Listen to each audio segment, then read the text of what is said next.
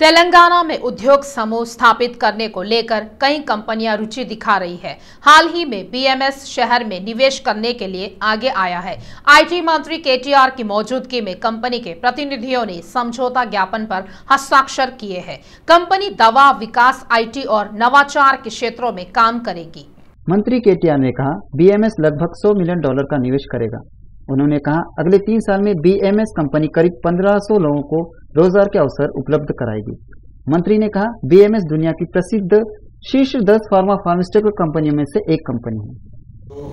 India, BMS has a presence in India, but from a commercialization perspective, as well as through contracting from India as well. So, what kind of professionals you will be looking at?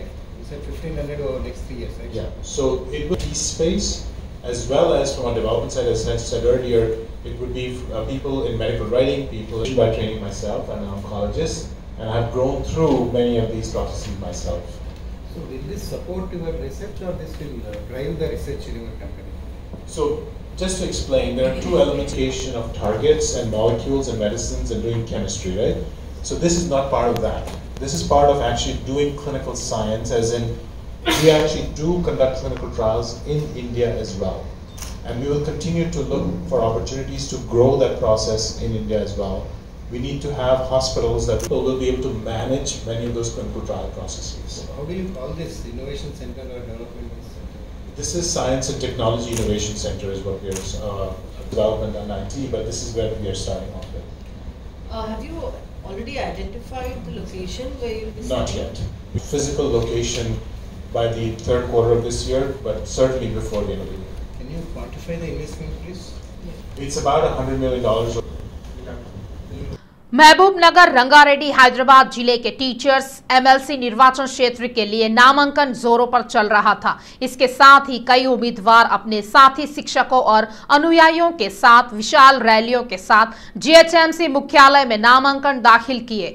विभिन्न राजनीतिक दलों के समर्थन से निर्दलीय उम्मीदवारों के रूप में नामांकन दाखिल किया गया है। नामांकन की प्रक्रिया आज समाप्त हो गई है। हैदराबाद शहर के कोत्तापेट में प्रजा गोसा और बीजेपी भरोसा अभियान के अंतर्गत कॉर्नर बैठक हुई। स्थानीय कॉर्पोरेटर पवन कुमार के नेतृत्व में आयोजित इस कार्यक्रम में पूर्व एमएलसी वरिष्ठ बीजेपी नेता दिलीप कुमार मुख्य अतिथि थे। इस मौके पर पूर्व एमएलसी दिलीप कुमार ने कहा, तेलंगाना राज्य में बीजेपी पार्टी बीआरएस पार्टी के विकल्प के रूप में उभरी है। उन्होंने कहा, बीजेपी केवल लोगों की समस्याओं को जानने के लिए नुक्कड़ सभाएं कर रही है।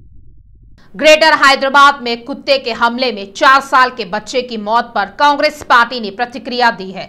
जीएचएमसी कार्यालय में शिकायत दर्ज कराई गई। उन्होंने मांग की है कि कुत्ते के हमले के मुद्दे पर जीएचएमसी मेयर और मंत्री केटीआर के खिलाफ उचित कार्रवाई की जाए।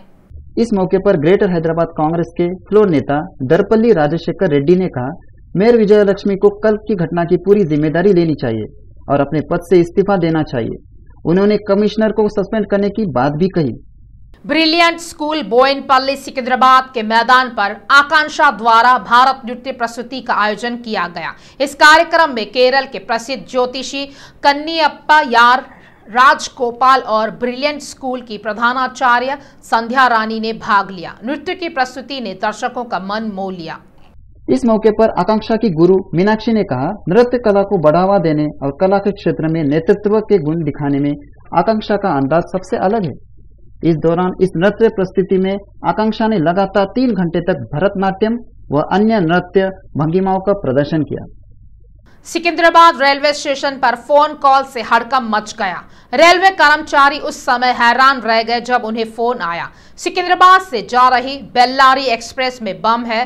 डॉग स्क्वाड और बम स्क्वाड ने तुरंत निरीक्षण किया। कल रात 9:30 बजे कॉल आई तो पुलिस ने रात 11:15 बजे तक सभी कोच में निरीक्षण किया। आखिरकार जब पता चला कि बम नहीं है तो सभी ने राहत की सांस ली। बेलगावी एक्सप्रेस सिकंदराबाद से रात 10:20 पर छूटने वाली थी। संगारेड्डी जिला देवरामपल्ली गांव के बलराजू नाम के युवक ने अपने पास ही खड़े 3 लोगों से यह सुना कि बेलगावी एक्सप्रेस में बम रखा गया। उनकी यह बात सुनकर उसने तुरंत पुलिस को जानकारी दी। इस पर पुलिस ने ट्रेन को रोक लिया। कोच में तलाशियां ली गई। इस बीच पुलिस ने कहा अब बलराजू से पूछताछ की जाएगी। डेक्कन मॉल में आग लगने से सरकारी मशीनरी अलर्ट हो गई है। भविष्य में ऐसी घटनाएं ना हो, इसके लिए दमकल विभाग बहुआयामी रणनीति बना रहा है। इसने छोटी इमारतों के लिए अग्नि नियमों को लागू करने के लिए कानून में संशोधन करने का प्रस्ताव दिया है। हैदराबाद में मीरपेट के हस्तिनापुरम में ठगों का तांडव जारी है। हस्तिनापुरम के पास नंदनवनम एक्स रोड पर हाल ही में स्थापित श्री छत्रपति शिवाजी महाराज की प्रतिमा को अज्ञात व्यक्तियों द्वारा हटा दिया गया। श्री छत्रपति शिवाजी महाराज की प्रतिमाएं हटाए जाने पर बीजेपी कार्यकर्ताओं ने रोष जताया है। जिस स्थान पर प्रतिमा स्थापित की गई वहां हंगामा हो गया। उन्होंने प्रतिमा हटाने वालों के खिलाफ सख्त कार्रवाई की मांग की। इसके परिणाम स्वरूप भारी ट्रैफिक जाम हो गया। पुलिस ने बीजेपी कार्यकर्ताओं को गिरफ्तार कर लिया। प्रजा शांति पार्टी अध्यक्ष के.ए. पॉल ने एक बार फिर तेलंगाना के सीएम केसीआर के खिलाफ तल्ख टिप्पणी की है। वह गुस्से में है कि केसीआर उनका सीधे सामना नहीं कर सकते हैं और उनके भाई की हत्या के मामले को मोड़ने की कोशिश कर रहे हैं। उन्होंने कहा उनके आगे दुनिया के बड़े बड़े नेताओं ने घुटने टेक दिए हैं। पूरे राज्य में सनसनी मचा देने वाले कुत्ते के हमले की घटना की जांच आज हाईकोर्ट करेगा। हैदराबाद के अंबरपेट में खुले घूमने वाले कुत्तों के हमले में 4 साल के बच्चे की मौत हो गई है। सिकंदराबाद बंसीलालपेट डिवीजन के अंतर्गत बोयागुड़ा स्थित साईं बाबा मंदिर का 10वां वार्षिक उत्सव समारोह भव्यता के साथ आयोजित किया गया। मंदिर के ट्रस्टियों व समिति सदस्यों ने मंदिर को बिजली के दियों से सजाया। साईं बाबा का विशेष पूजन किया गया। विशेष पूजन के बाद अन्नदान कार्यक्रम का आयोजन किया गया। दूसरे ओर मंदिर में साईं बाबा के दर्शन के लिए श्रद्धालुओं की भीड़ उमड़ पड़ी। मंदिर समिति के सदस्यों ने कहा प्रत्येक गुरुवार को 2000 से अधिक लोग अन्नदान कार्यक्रम का लाभ ले रहे हैं। वरंगल मेडिकल कॉलेज में पीजी की छात्रा प्रीति जिंदगी और मौत से जूझ रही है। फिलहाल नीम्स के ARCU में वेंटिलेटर पर डॉक्टर उसका इलाज कर रहे हैं। नीम्स के डॉक्टरों ने कहा उसकी हालत बेहद नाजुक है। उन्होंने कहा अंग क्षतिग्रस्त हो गए थे और मस्तिष्क क्षतिग्रस्त हो गया है। डॉक्टरों ने सफाई दी। बेहोशी का इंजेक्शन लगाने से प्रीति बेहोश हो गई है। शमशाबाद एयरपोर्ट पर भारी मात्रा में सोना जब्त कर लिया गया है। सूडान से आए 4 लोगों को संदिग्ध देखकर अधिकारियों ने उनकी तलाशी ली। इन तलाशियों द्वारा अधिकारियों को उनके पास से 15 किलो सोना बरामद हुआ। अधिकारियों ने कहा जब्त सोने की कीमत 15 करोड़ रुपए है। जिन अधिकारियों ने 4 सूडानी नागरिकों को हिरासत में लिया है वे सोने को बेचने के लिए कहां ले जा रहे थे और उनके पीछे कौन है, इसकी जांच की जा रही है। हैदराबाद शहर के जगतगिरी गुट्टा के अंतर्गत एसबेटास कॉलोनी में दर्दनाक हादसा हो गया है। देर रात एक युवक की बेरहमी से हत्या कर दी गई। सत्ती और मोहन नाम के 2 युवकों ने मनोज पर चाकू से हमला कर दिया। शहर का सीमावर्ती क्षेत्र कंक्रीट जंगल में तब्दील होता जा रहा है। अपने सुकून और सुविधा के लिए खेतों में फार्म हाउस बनाए जा रहे हैं।